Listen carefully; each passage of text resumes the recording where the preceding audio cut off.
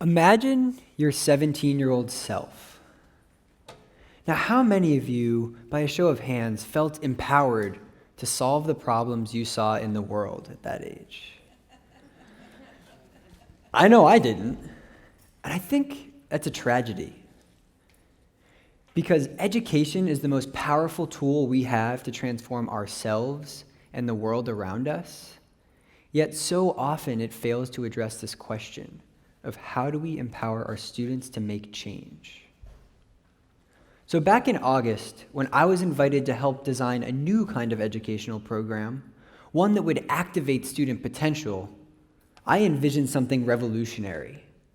I envisioned a place where students could go to get connected with their passions and meet adults who could make their ideas happen, and a place where students could see their ideas having impact on their community. But as I found myself in a room with 20 visionaries, I was in a circular conversation about the little things. Instead of pondering the big questions, like how are we going to get students to own their learning, we were talking about things like how kids these days need to learn marketing and finance and web development.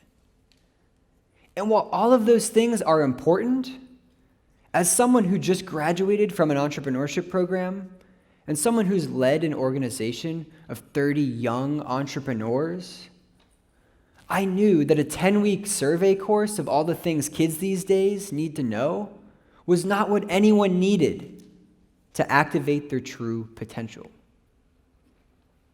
So on that day, I advocated for a different course. I said students should be allowed to work on whatever projects they want. The content should be optional. That scared people. And that we need to design a program that's responsive to their needs and actively changes and adapts based on what we find.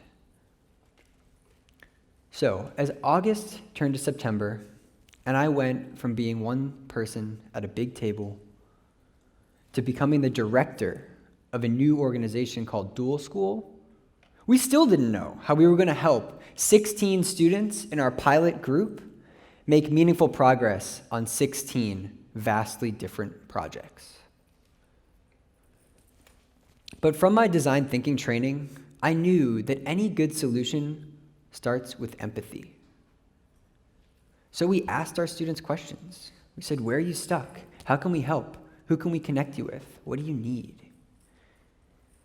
And over the course of that pilot semester, we homed in on 3 things that truly accelerated progress and helped students tap into their true potential. 1, projects of personal importance. Students need to be working on something that is significant and meaningful to them. 2, connections to experts. Students need to be connected with adults and professionals who can give them insight and help move projects forward. And 3, rapid prototyping. Students need to be taking action and seeing progress. Now, I have 2 stories that I want to share with you today that I think exemplify these 3 things that we found. And now, the first story is about a student named Undress. Now, Undress applied to Dual School, wanting to make life better for immigrants living in America.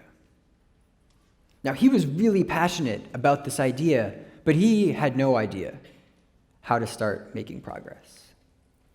So through Dual School, he got connected with local professionals working in nonprofits that served immigrant populations.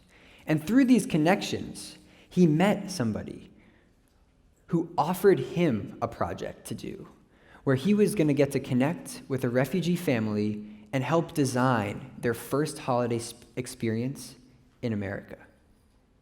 Now, this was a breakthrough. This was amazing because Undress came back to me, and I could see how excited he was. I could see how enthusiastic he was about this opportunity, and I almost shed a tear because I saw how much it meant to him. So Undress got to go out and interview this family and learn about their cultures and traditions and their hopes and dreams for their first holiday experience in America. And then he went out to families at his church and in his school to find people who'd be willing to donate time and resources to make these experiences possible. And despite being a full-time high school student and only having a month to pull this all off, Undress created an unforgettable experience for everyone that touched that project. The refugee family got to go to Longwood Gardens, go ice skating, and share homemade meals with several different American families, all the while exchanging authentic and meaningful conversation about culture and tradition. Now, this project would not have been possible without Undress's passion, but it also would not have been possible without this connection to a local professional that could facilitate the project. Now, my second story is about a student named Siawa. And Siawa applied to dual school, deeply connected to a problem that mattered to her. She wanted to develop a financial literacy program for youth living in low-income communities. And now, in Siawa's mind, she didn't want this to be a traditional class where somebody stood at the front and lectured. She wanted this to be more like a conversation that would engage students and make them want to learn the material. But from the very start, we weren't sure who was going to lead it because Siawa wasn't an expert in financial literacy, so we went out looking to see if we could find somebody who could teach this subject, but teach it in the way that we wanted. And for weeks, this paused all progress because we couldn't find the right person.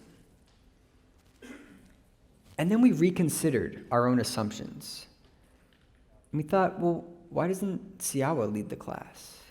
Because although she's not an expert in financial literacy, if she can spark a desire to learn in the students, the program was bound to be a success.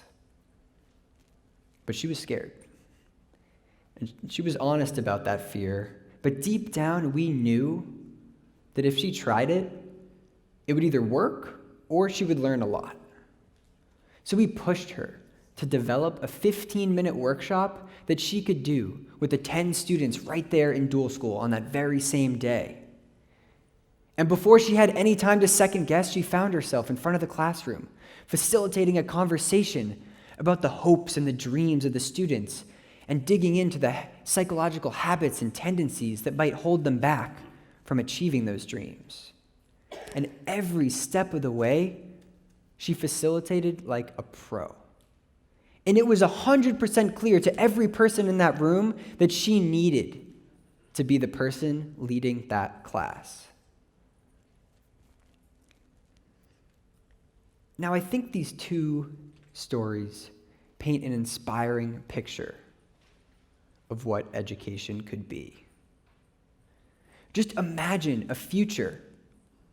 Imagine how much potential we could activate if every student were connected with their passion and given space to pursue it. Because high school students care about real problems. They care about things like mental health and gun violence and sustainable energy. And they actually have ideas for how to solve these problems. They've just never been asked. And imagine how much potential we could activate if every student were connected with adults and professionals who could move their ideas forward. Because despite Undress's passion, it took that connection to a generous and insightful professional to help launch his project. And imagine how much potential we could activate if every student were taking action on their ideas, seeing their impact, and building confidence. Because Siawa's gift for facilitation that came out that day, we might never have seen that if she weren't pushed to act. When she sat there and researched on her computer, there was no magic there. The magic came when she got in front of the group and started to lead. But it was only that action. And that makes me wonder, how many other gifts out there are just waiting to be discovered? So through passion, through connection, and through action, I challenge you to be the key that unlocks student potential. Thank you.